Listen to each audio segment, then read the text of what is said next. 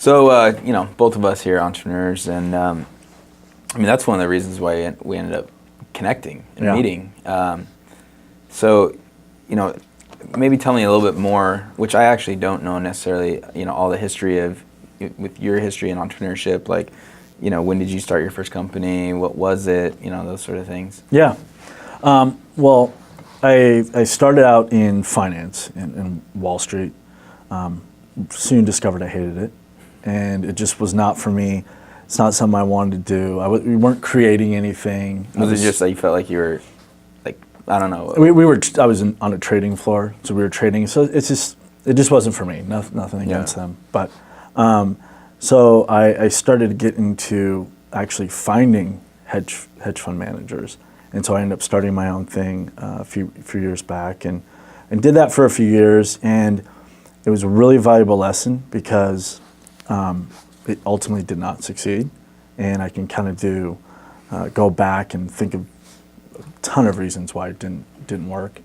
What would be, just kind of stopping there, if it's on the top of your mind, like what are just one or two that you experienced that you felt the reason why it didn't succeed, and maybe what you have done differently?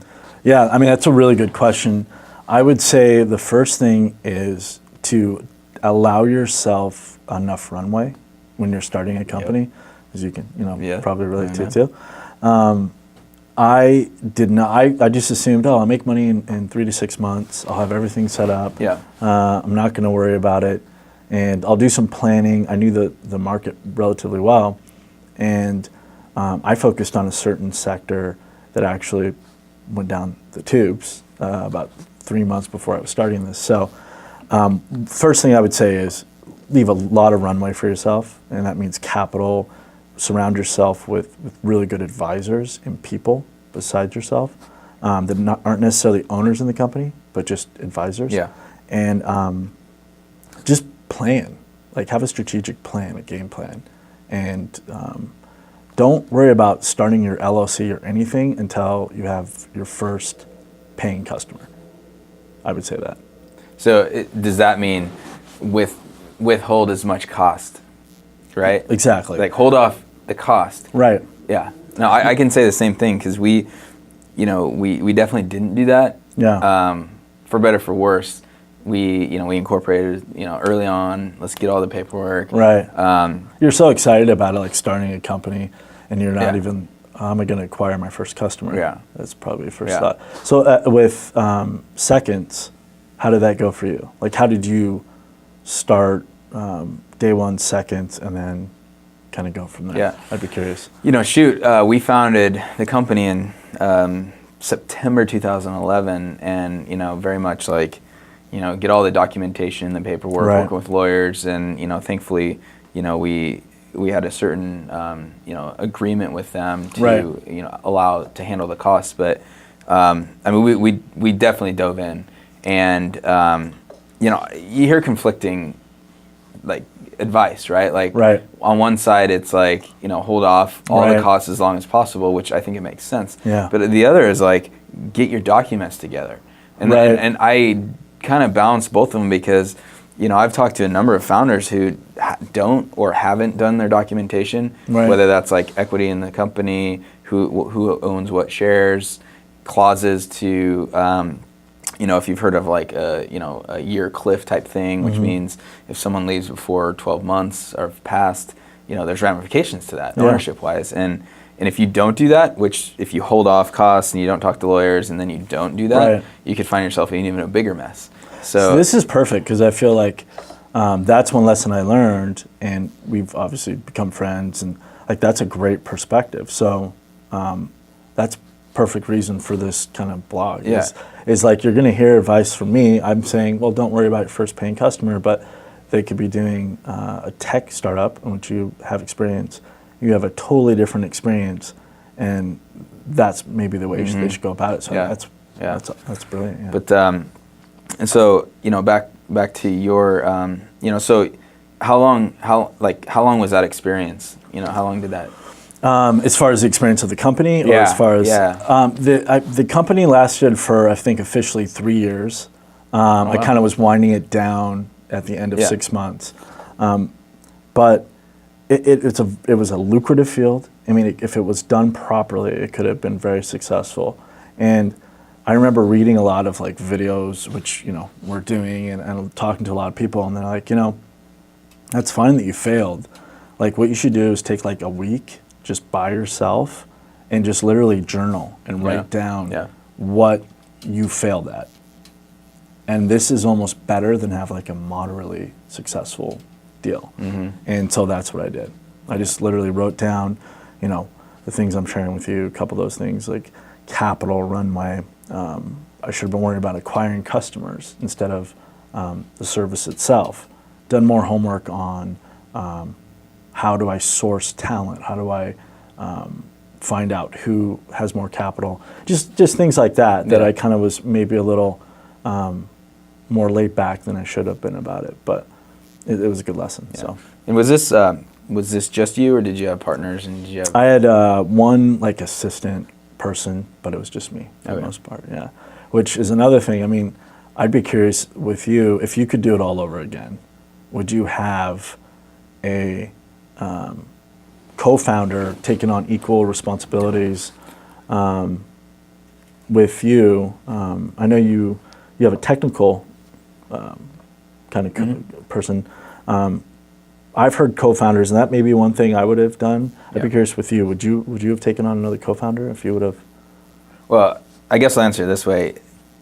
I think in our field, co-founders is pretty much the only way to do it. Okay. And the reason why is, you know, myself, not really technical, so I handle more of the business orientation of the company, and you know, having a technical co-founder is not only important just to have someone that knows what they're doing on you know the you know tech side, but also if you're going to raise money and if you're going to talk to investors, that's the only way. You have to have it. Right. And so, but I think maybe the more to dice the question a little further, it's, you know, how do you form that team? And I think, you know, some of the things I've read with like, look, you're the founder and you go find your tech guys. Right. If you're not giving someone significant equity in the company early on that you know is going to be the workhorse in terms of the technical development, then it's going to be really difficult. So let me add, like, and I'm curious about this, you know, you have a lot of people out here watching this that are like, oh, I got this great idea. I maybe even they do the research and say, you know, I've looked at the market. I think, you know, there's a market here.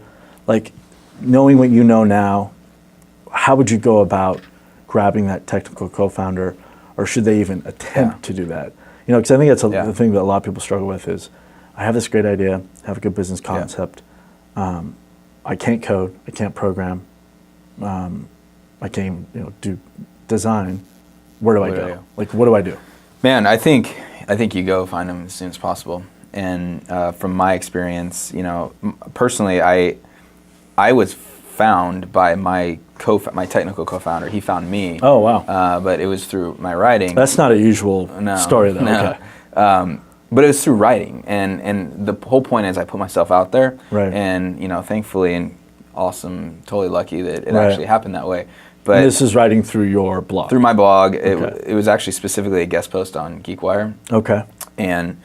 But my advice would be you find that person as soon as possible, because the most important thing is once you have the idea, you need to you know, whiteboard it, you need to wireframe it, and you need to prototype it ASAP and get it out there. So how do they approached you? For most people, that's not the story. Like, how would you like talk to folks who are video, you know, watching this?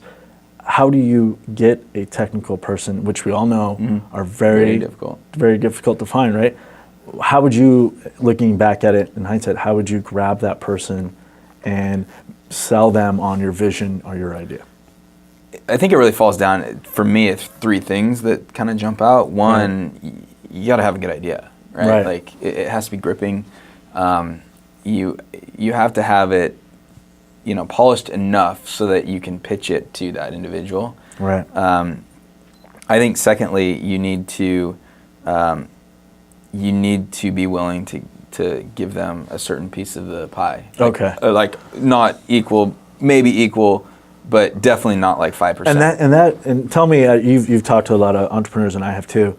that seems to, when you've worked hard on your vision, you've designed it, you've done a lot of research, to give someone a significant chunk of ownership, I feel that's hard to do for some people because you just want to hold tight to that. What would you kind of say to those people, like to let go, and for them to realize they have a better shot at being successful? What would you? Yeah, I think the perspective needs to. My advice is take the perspective of, I mean, it's the whole like 100% of $0, right? And it's zero, and but also I think it sets a major precedent if you're not willing to give a equitable percentage of the company. Like however you want to break down the percentage of ownership, if you're chunking it in a way that is appropriate and both people have a significant share, or 3 people have a significant share, then now everyone feels valued, and you're starting on the right foot to build a great company. So you're saying culture. Not only to grab them, but just to get them, like you said, to feel valued. It's an important piece. And not only that, but whoever's watching this, if they're technical or not, if you're a non-technical person, you need to know that you're actually not valuable, in a startup. Right. Especially at the beginning, right? It's tough, and even further, right? Like, the most valuable person or people in the company is the early stage. It's like the developers, right? The people. If we're talking about a technical product, right? The engineers are the ones that are actually going to make it happen. And so for you to turn around and be like, oh, here's 1%, and I'm going to ride you to the end of the... It's not going to make sense. No. So you just I think it's, my advice to anyone early is you got to have the idea polished. You pitch this person and you share your vision with them, and they have to be able to jump on it. And I think the last thing is, you got to get along. Well, how did you do that? How did you know that your technical co-founder or whatever? How did you know that person was going to be a personality fit? Because I think a lot of folks go into something and they have the rose-colored glasses on, and then you get working with them and you realize this is not a personality fit. Well, the history of my company is that. Not to say it wasn't a personality fit, but my co-founder ended up going another direction, just for purely his personal reasons, and I think that there was a lack of connection that my now technical co-founder or my personality CTO, you're talking about, not just like skill connections, just purely would we hang out on a consistent basis outside of work. And that necessarily wasn't the case. The first you did time. not have that with the first one. No, and great guy, awesome engineer. Right. But now my CTO now for sure. Like we're good friends. We hang out. We watch sports and basketball, and then we also are totally into building a company. And I think that speaks a lot, right? You have to get along. You have to be able to have arguments. You have to be able to see differently, but also see the same. And I think one of the biggest things is, let's say some idea guy goes and tries to find some engineer to build his company, and they wouldn't hang out. I think most engineers are saying, oh God, another idea person coming to me about this. And what you're saying is really polish that up and make sure. I'm saying have your shit together, and I say that just have your stuff together. When you go talk to this person, they're most likely smarter than you. Right. They have to be able to see that you're actually intelligent, that you thought about the idea, you think it's good, you see the clear plan. Right. Have your stuff together so that you can convince them to join you, but more or less you're convincing them that this is a journey and we're going to win, and I need you just like you need me, and let's go rock and roll. And I think one of the things, I've seen you talking to developers and stuff, and I think it's one of your strengths is being able to get people excited, but not they're feeling like they're part of the team. Yeah. You're not on the outside. I'm making all the decisions. I'm literally taking in your information, your questions, and making you. I really feel valuable. How do you approach a developer for the first time, and you put yourself out there? I know you like to blog quite a bit. What are some other things they could do, like for the beginner who's just out there for the first time? Like, what are some things you would say, hey, go do this as like a first step if you have an idea? You know, so what I'm seeing that's working and what has worked for me as well is, you know, start to go to events. Okay. Start to actually get in their world. Like meetups. Yeah, go to meetups. Like I go to Hacker News meetup every month. Right. Well, I'm not a hacker in the developer sense. Right. But I'm part of the culture and part of the community there. And, you know, I have a lot of friends that go there now, and, you know, I see them if I don't see them anywhere else, I see them at the meetups. And it was funny about that, not to interrupt you, but when I first got into the tech community, it took like about 2 months. First time I went there, it was really awkward. You know, you're going there, you don't know anyone, and you're trying to introduce yourself, and everyone's really friendly, but they all kind of know each other. Yeah. And then after about a month and a half of doing that, 2 months, see a lot of similar characters, and then they introduce you to their friends, and it's been good like, after that. It's one of the best things to do. Right. Go to events, start meeting people, start getting to know. You know, like. But I think add value too. Like you do that, I'll see you. Yeah. I try to do that when I can. Just say, oh, you're working on something. Yeah. Love to help you out. And that's the next thing is like help people, introduce them to others. Right. You know, shake their hand, get to know them, ask them questions. Right. I think that's huge.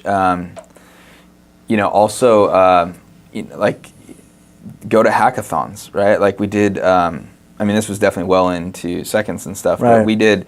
And our entire team went to, and we did the Sports Hack Day, which was you know, hackathon. When was that? This was Super Bowl weekend, so it was like okay. February, and we actually I mean, when you get into that environment, you're meeting other people. You can bring people onto your team if you want, and all of a sudden you're just getting into that community and basically saying to engineers like, hey.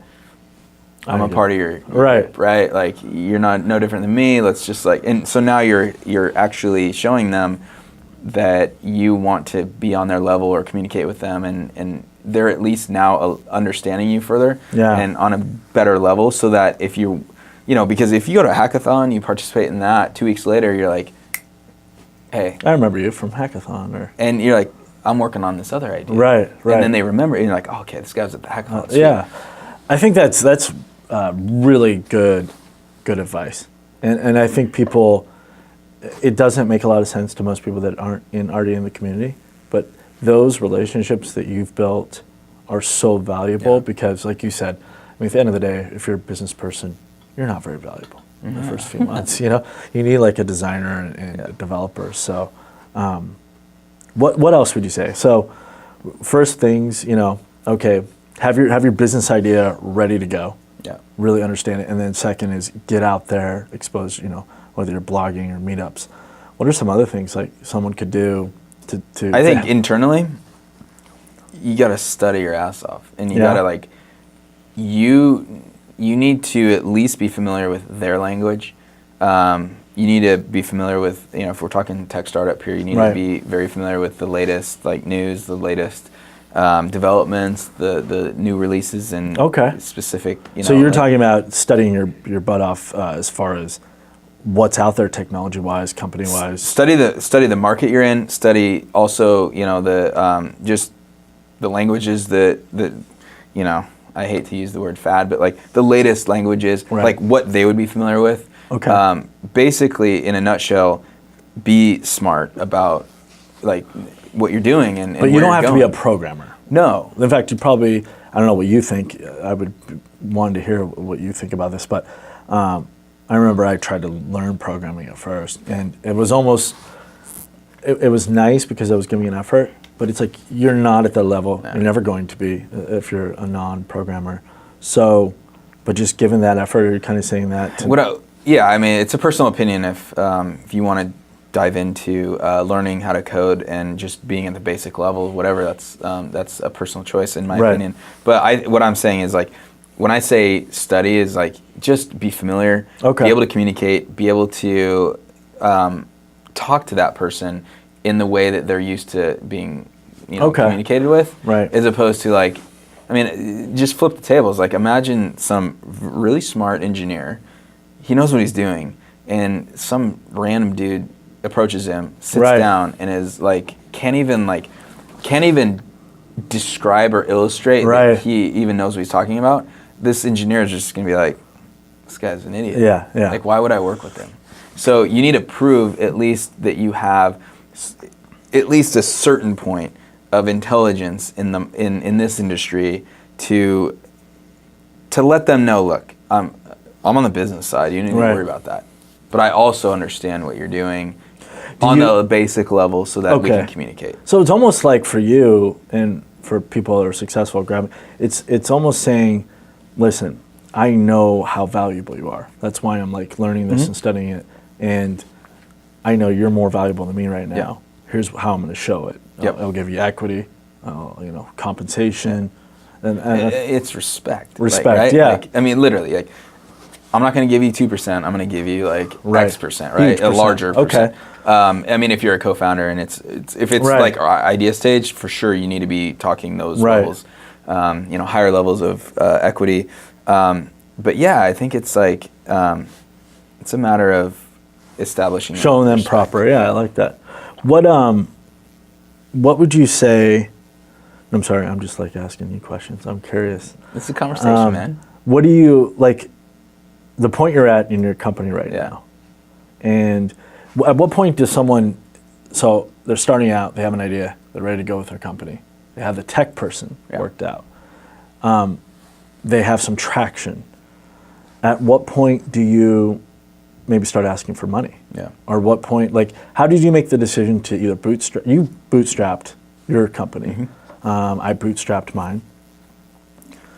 What are the pros and cons? I know some of them, but I definitely would be curious what you say about bootstrapping, accepting money, and what should you be looking for if you? And it varies depending on the business, the startup, who the founders are. Right.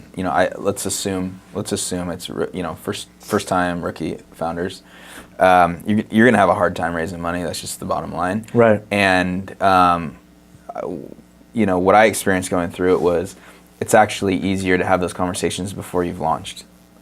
So you're saying having those financing conversations before you've actually launched the business. What I'm saying is, before you've launched and before you have any revenue or metrics of any kind, you're painting the vision.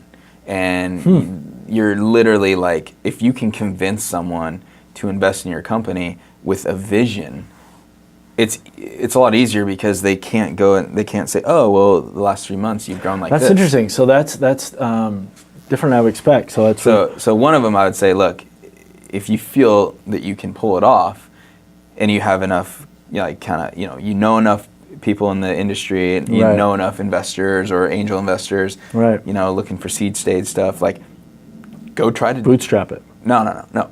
If you feel like you need money, your best option is to go paint the vision and see if you can land. Oh, so you're saying, hey, couple $100,000. If you can pull it off, I think, in your opinion, based on your experience, and you've talked to a lot of folks, go sell the vision to angels, early stage seed, before you have traction on your product. Because here's what's going to happen. Yeah. And don't get me wrong, I'm not saying go out and raise money before you're ready. If you're looking to raise money, you need to, it's a hell of a lot easier to paint a vision and hopefully land than be 3 months into your traction. And then it's hard for them to because they're like, okay, well, you got this. Come back in 6 months when you show me your growth. Right. Because now they're looking at math. They're looking at metrics. Right. Now they have something to gauge off of. Right. So you hear such conflicting things because that's a really good your practical example. You're doing it. I hear from a lot of people that haven't done it. You hear from VCs all the time. Oh, just bootstrap it until you get to the point where you can ask for some money. That's a really good. Well, and so my next answer is, the more you can keep of your company, the better for the longer period. So I wouldn't. And this is going to sound contradictory. It's going to contradict itself, but bootstrapping as long as possible, having constraints on your business is definitely a good thing. Essentially like proving the market. A lot of especially in the Seattle area, right. a lot of investors are going to want to see specific growth metrics, and do you have product market fit, all the stuff that it's going to take 6 months, a year, maybe 2 years to actually prove out. Yeah. So inevitably, you're probably going to have to bootstrap. Most people watching this, or most people starting, because they're not going to accept someone who hasn't, right?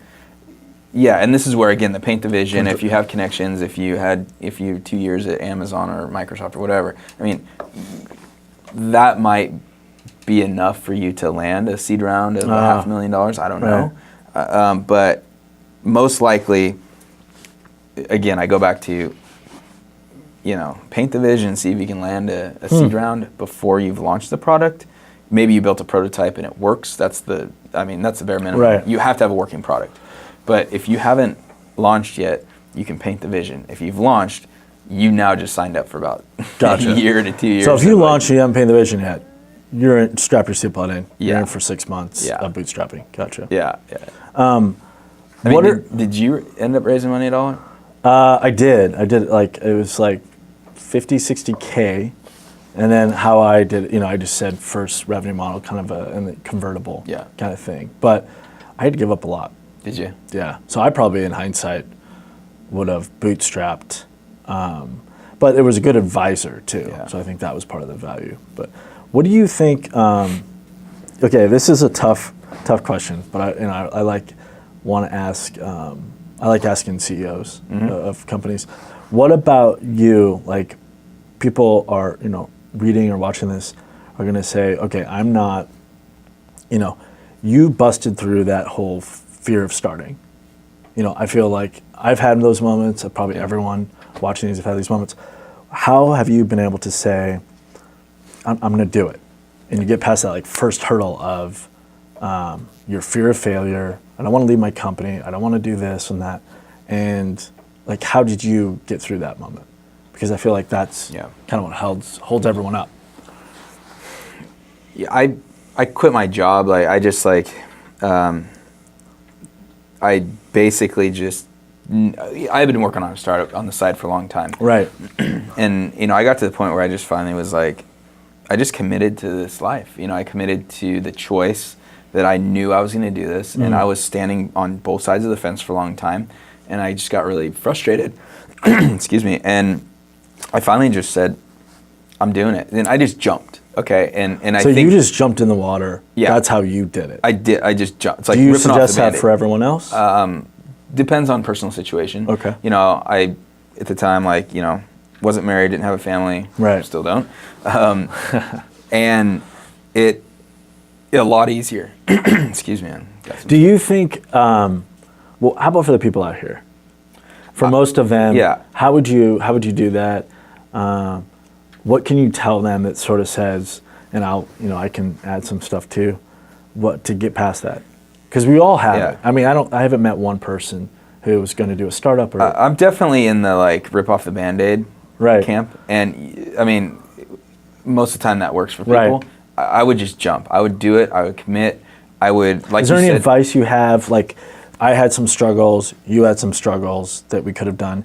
Do you plan a little bit, a little bit of money in the bank? Yeah. So my advice is, it's not a weekend decision. If you're going to decide to do this, put money away. Plan for hopefully 12 to 18 months. Right. I know it's a long time, but plan to put enough money away to actually survive for a certain amount of time. But then plan the date that you're going to rip the Band-Aid off and you're going to quit. You're going to jump full in. That's it. You have the team. You've done your homework. You maybe even the product is in prototype fashion.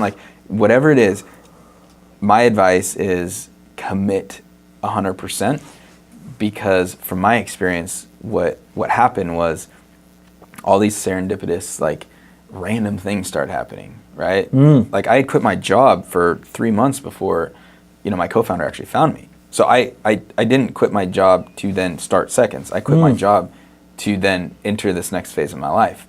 Wow, so you didn't have Seconds when you quit your job. You actually made a conscious choice to say, I'm going to go into this world. And part of that happened while you quit was very cool. And because I was just sick of I was sick of, before going to work, thinking like an entrepreneur, then going to work and trying to be an employee, and basically like, reading TechCrunch articles as I'm working, and then, leaving work, and then it's like, oh, okay, like, back onto the entrepreneur, and like, it's like everything in life. Yeah, you try to get to that point. You're saying, whether you want to, it's entrepreneurship, or let's say you want to get in good shape or whatever, and then the noise of the world, the real world, it kind of drowns out your aspirations and everything. And what you're saying is, listen, we understand you might have financial obligation stuff, but plan and make a date. And when that date comes, no excuses. Just do it. Do it. Okay. Because the crazy thing, and man, I there's a lot of articles going around now about working or being an employee or essentially starting your own thing. And the craziest and the coolest thing about it is, let's say you jump, and let's say 6 months later it just didn't happen. Right. Well, what's awesome about that is you just took such a leap, and you hopefully put yourself in a community now. People know who you are. Right. You're going to bounce somewhere, and you're gonna find another co-founder, or someone's gonna gobble you up as a highly talented individual to join their startup. But you made that commitment to go on that journey. Because you ripped the Band-Aid off, not because you I'm still kind of like an employee over here at right. It feels like safety, but that's a really good point you bring up that I'm glad you did. Is don't think that if you jump into this world, if you're a hard worker, you meet people, something's going to happen. Yep. So it's not like you're bandaged to a life of poverty. It's not the end of the world. It's not the end of the world. It's the beginning of anything. That's right? a good point. And I think like you said, some of the things that I've done in terms of like writing and stuff. Well, I mean, that's part of the reason why. Like, part of the reason. Well, I love writing, and I think I can put out. Right. I hope the ideas I'm putting out are quality, but it's also because that's just another way to, keep pushing your ideas out to the world, sharing them, showing people that, hey, look, I actually I'm adding value, and people grab onto that, and or doing a video. We're doing a video. How about that?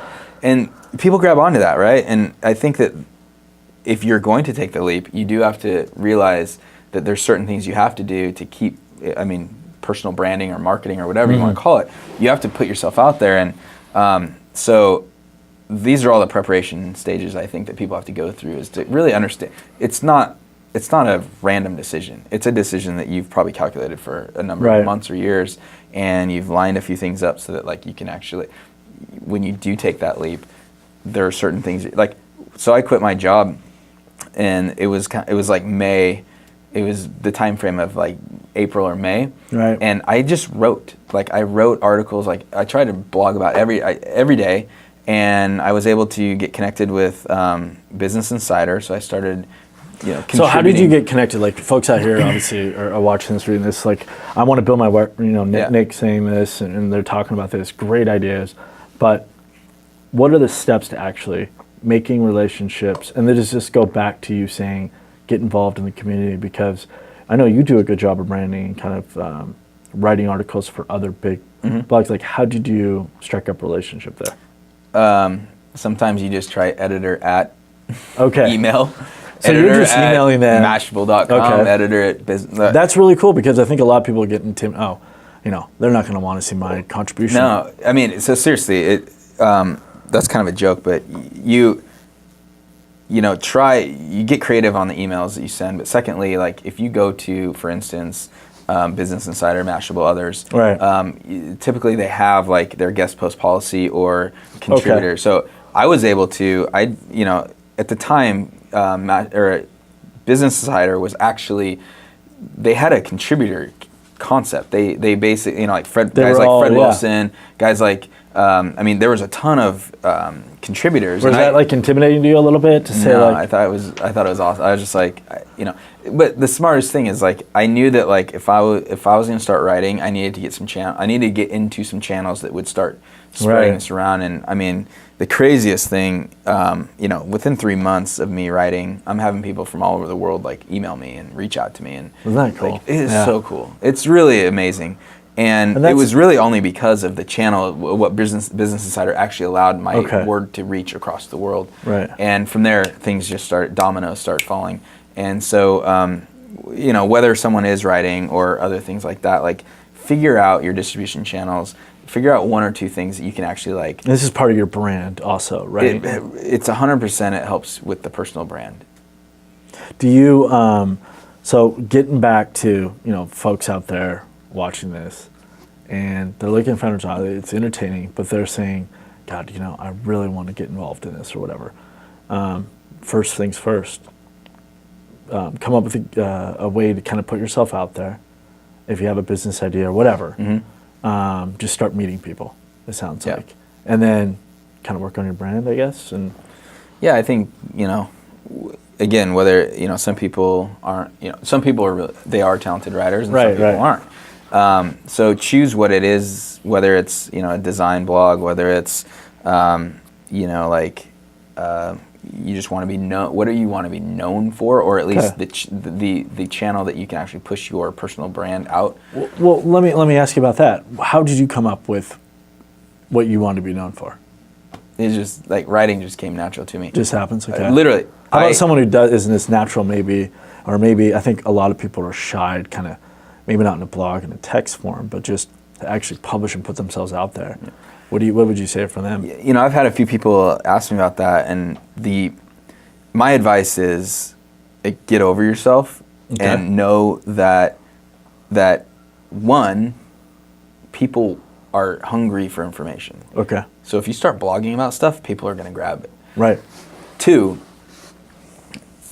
contradicting, people don't really give a shit about like.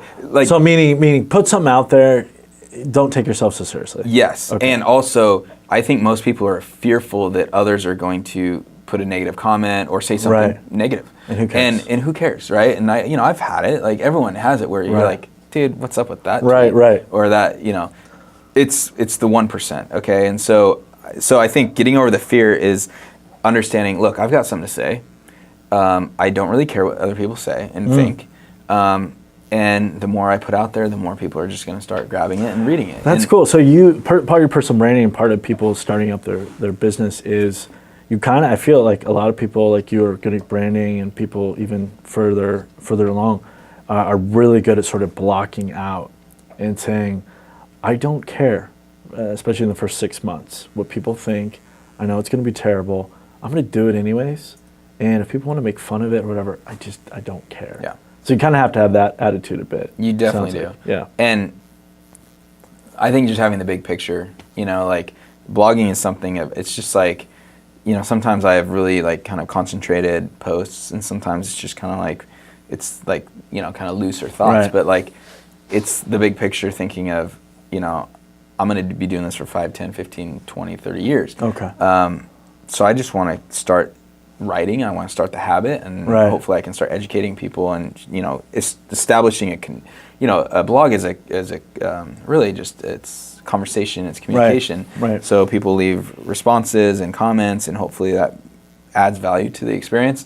But just knowing that like you're probably gonna suck, but every day that you do, it's just like working out. It's just like every day you get better, and you can work on. So just allow yourself to struggle 3-6 months. Whatever, it's a business, it's a blog, it's a whatever you want. It's gonna struggle, and you have to have the attitude. I don't care. And you're gonna grow through it and learn, and that's what it's all about. That's entrepreneurs, like, you know, talking to them, and obviously we're friends. I feel like all of them, they're not. They don't want to fail, but they're not as fearful as like the average person. It's like it's learning. It's like it's a continuous learning, you know, line for them.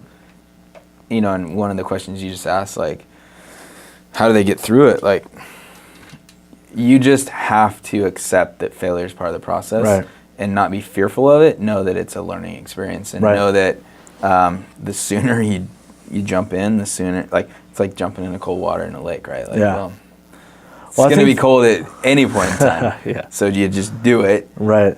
And you get numb earlier and quicker, and then all of a sudden you're like, oh, this. And you're doing backflips. Right? Yeah. Backflips. You know, like, so I don't know. That's been my view, and I think that you know, if fear is just like, you cannot let it affect you. It should sit there, and you should be aware of it and understand why you're feeling that way, but you just rip off the Band-Aid. Right. You just go. Well, what do you think, so kind of talking about through this Founders Raw video blog, I think hopefully some of the stories we're going to share when you do your interviews is like some of those stories.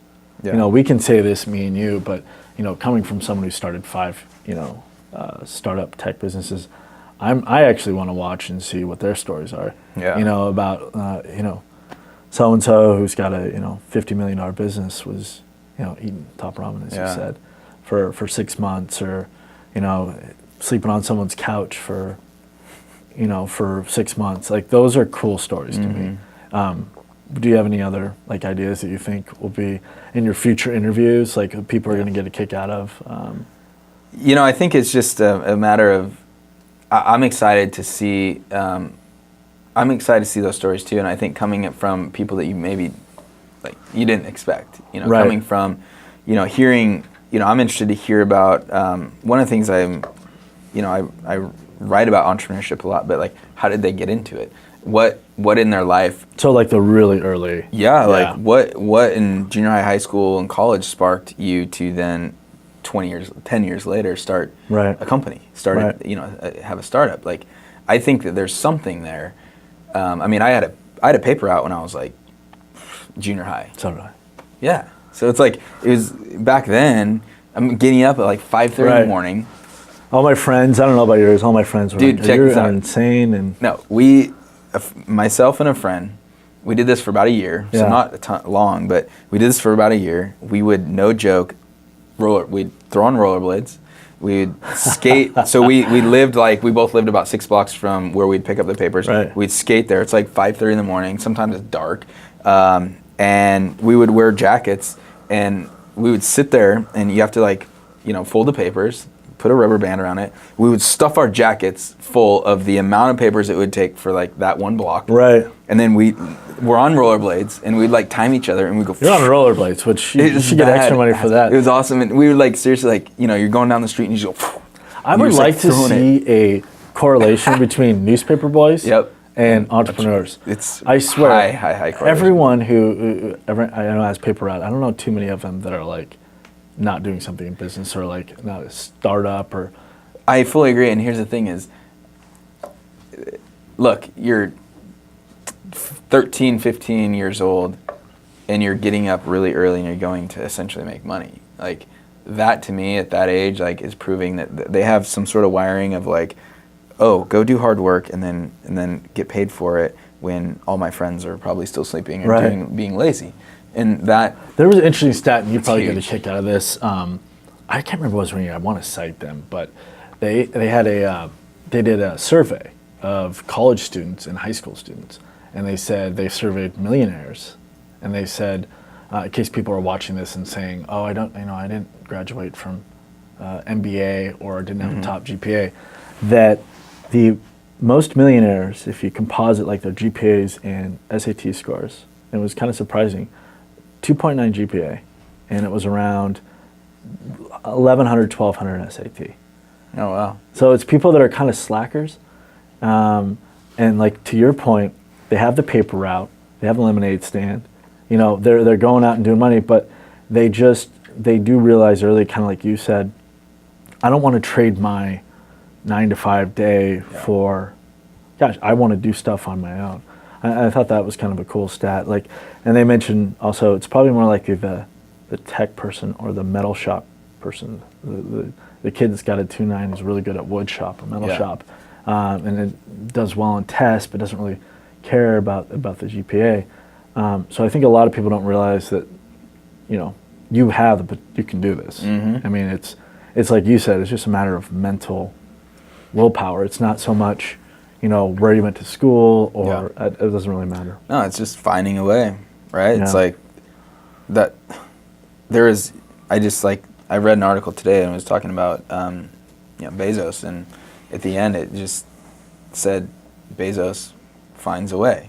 Yeah, he always finds a way. Yeah. And I think if you look at that, it's like entrepreneurs, like at some point you find a way, and it could be your, 50th attempt at whatever you're doing, but that 50th attempt is, it turns out to be. Do you think that's, I would say if I had to put one characteristic on the entrepreneur, that would be it.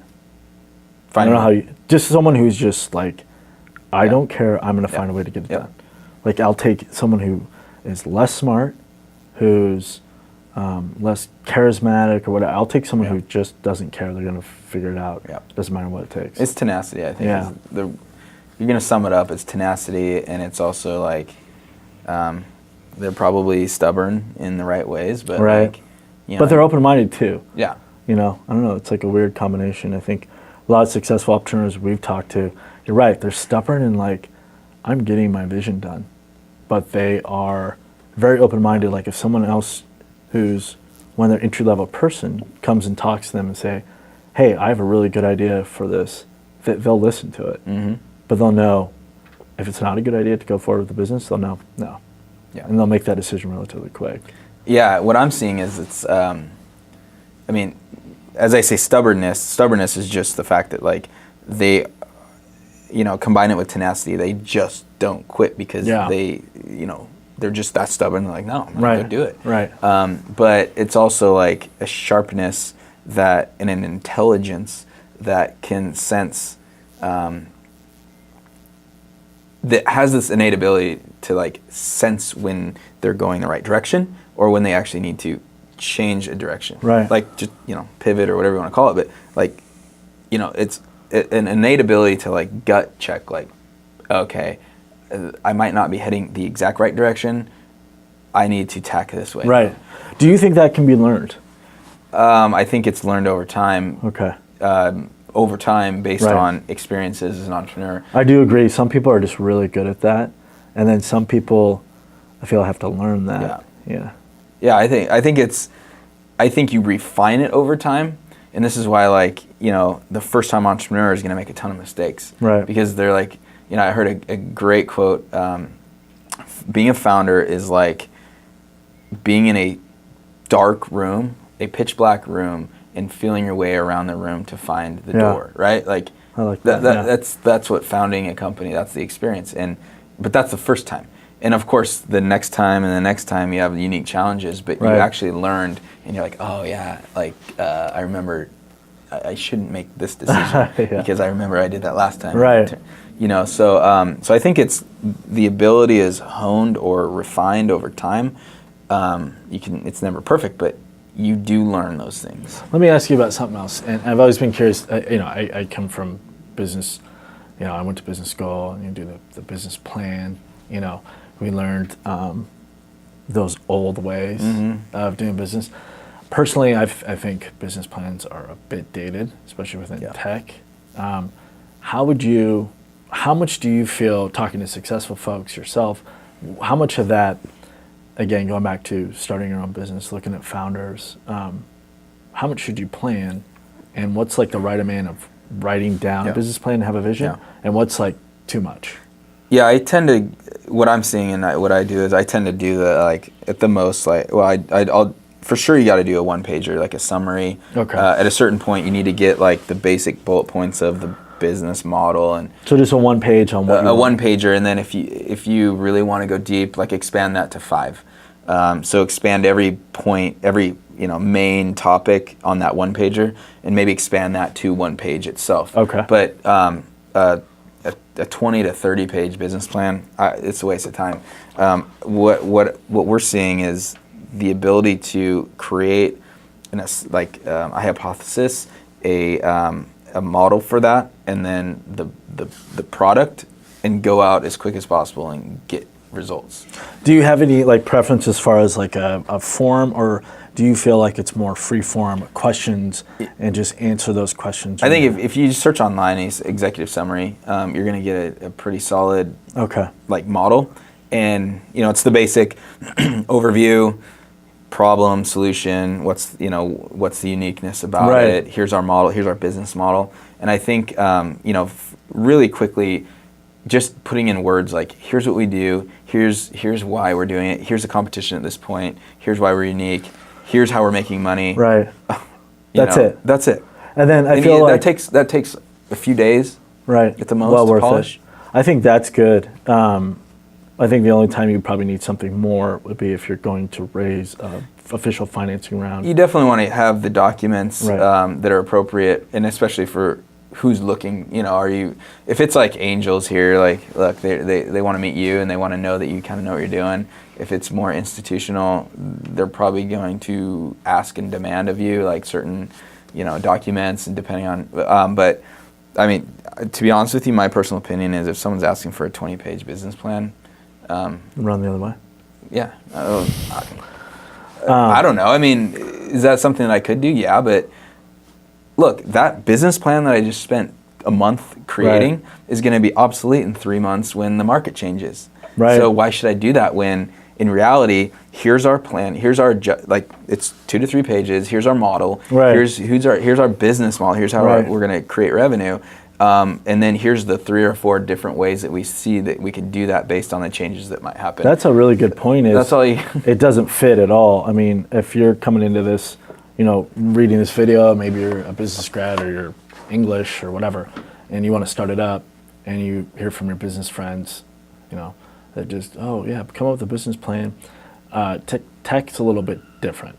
You're putting together that 3 to 6 month huge comprehensive business plan. And the technology you're focusing on could be outdated. So maybe something a little more. And if you think about it, the concept of the business plan, I think, was created when things weren't changing as quick as they are. And so, shoot, if you want to go do that, that's fine, but you're just going to waste a ton of time. Not in this industry. Take that amount of time that you're going to write a business plan and go talk to 100 customers or potential customers. Or network, but go study your market, and from there you're actually going to learn so much more, and you'll be able to do a 1 to 2 pager. Yeah. I mean, maybe that'd be a good idea for the site. We could work on something a little more customized to help these folks. Just a nice template. Yeah, a template to say, hey, this is what you should put together or something. But cool. Well, I think we should wrap up for today. Yeah. No, I think it was good. Hopefully these folks out here enjoyed it. Dude, always a I'm pleasure. looking forward to Absolutely. having a great future with Founders Raw. No, I am too. I think I'm going to learn a lot, probably just as much as everyone else. So Awesome. Cool. Cool.